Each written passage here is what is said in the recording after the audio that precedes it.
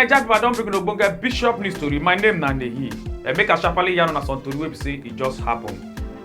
The National Agency for Food and Drug Administration and Control wey be NAFDAC don come dey draw hand for ear dey warn Nigerians say make dem no fast too much say because too much of fasting fit spoil the kidney. And na the Director General of NAFDAC wey be Professor Mojisola Adeyeye na she yarn dis talk for inside Abuja on Monday, January 23rd, 2023. President Muhammadu Buhari don come talk say him not disappoint Nigerians at all. Everything wey be say him promise during in campaign for inside 2015 and 2019 election say him do all of them. And na him talk person wey be Femi Adesina na him come out to come yarn this talk on Monday, January 23rd, 2023. President Muhammadu Buhari on Monday don come land for inside Lagos State to open the $1.5 billion Lekki Deep Seaport project for Ibeju-Lekki inside Lagos State as him commission the place around that kind 4 p.m. with the Lagos State Governor wey be Babajide Sanwo-Olu.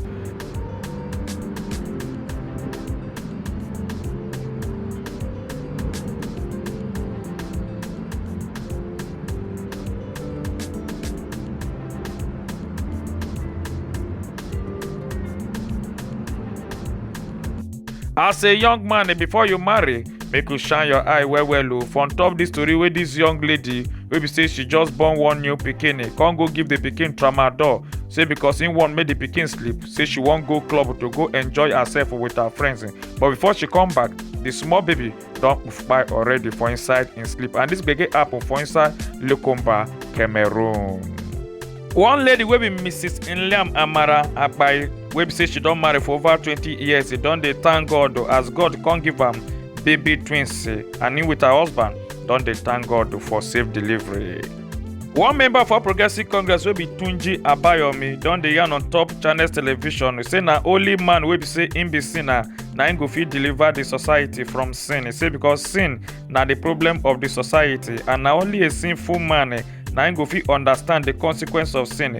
But Nigeria they don dey fire bad man, they tell am say na lie, say they don't want any sinful person, say who they want na righteous man wey go fit deliver Nigeria for inside sin. That again, only sinful men will raise the society from sin because they understand what the effect of the sin, the consequences. The US lawyer will be Bruce Finn don dey talk say dey very lawless for all the presidential candidates for inside Nigeria, like people like Atiku Abubakar, Bola Ahmed Tinubu and Peter Obi to campaign, and they no bother to talk at all as they go take release the indigenous people of Biafran leader wey be Mazi Nnamdi Kanu. Nigerians they don dey abuse these women they wey say they go one party come dey use rubber gbola wey oyibo dey call dido, they use and they drink, even one of them come even they put am for mouth to dey suck am like saying they suck John Thomas for inside the party wey be say they dey.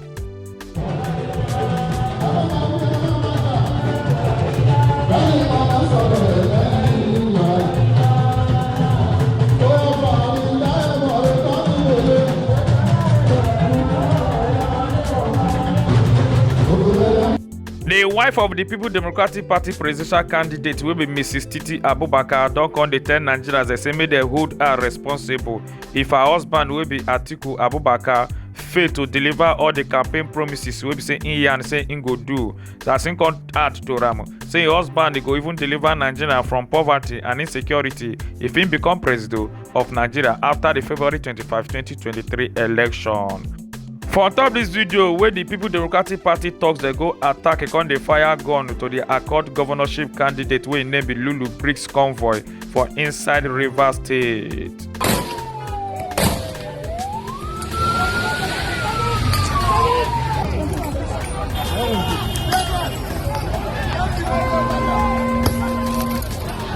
First of all, we got a very damning report that this morning party secretary was attacked by organized PDP gang. The president of North Korea wey name be Kim Jong-un don come talk say they go arrest, can't even buy anybody wey be say they go catch say in dey watch blue film for inside their country. Some Arsenal fans they will say the boss enter inside street, go dey happy, come dey do rally, say because Arsenal win Manchester United 3-2 on Sunday, January 22nd, 2023. As they call about police, don come arrest 8 of them, say because they not collect permit to do the rally, and this gbege happen for inside Uganda. The Everton Football Club board don come sack the manager wey name be Frank Lampard, say make him comot for inside that club, and on Monday, January 23rd, 2023, na im dem sack am, say because im performance as the head coach for inside Everton say not do well at all. Yes, na Bishop News Club. My name na Nehi. Make una enjoy your day.